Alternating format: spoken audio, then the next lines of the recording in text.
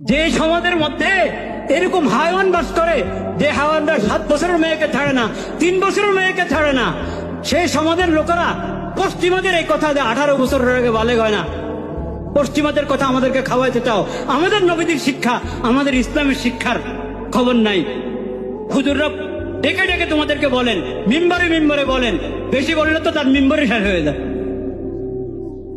পশ্চিমা সভ্যতা যেখানে আগাগোড়া অস্থিরতার অপবিত্রতা, সেই সভ্যতা দেশের আইন বানাবা, সেই সভ্যতা দেশের শিক্ষা প্রতিষ্ঠান, সেই সভ্যতা দেশের সংস্কৃতি আর শান্তি আনবা। এভাবে শান্তি আসবে না। শান্তি আসবে ইসলামের শিক্ষার দ্বারায়, নবীজির সিরতের দ্বারায়। মনে রাখো।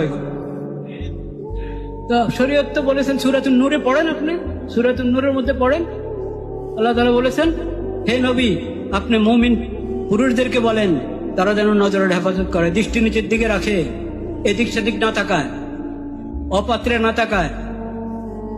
এবং মুমিন মহিলাদেরকে বলেন তারা যেন দৃষ্টির হেফাজত করে।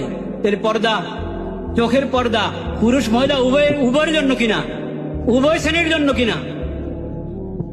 নবীজির এই শিক্ষাটা আমাদের সংসদ ভবনে উচ্চারিত হওয়া দরকার কিনা, আমাদের মন্ত্রণালয়ে, আমাদের সচিবালয়ে উচ্চারিত হওয়া দরকার কিনা। এরপরও যদি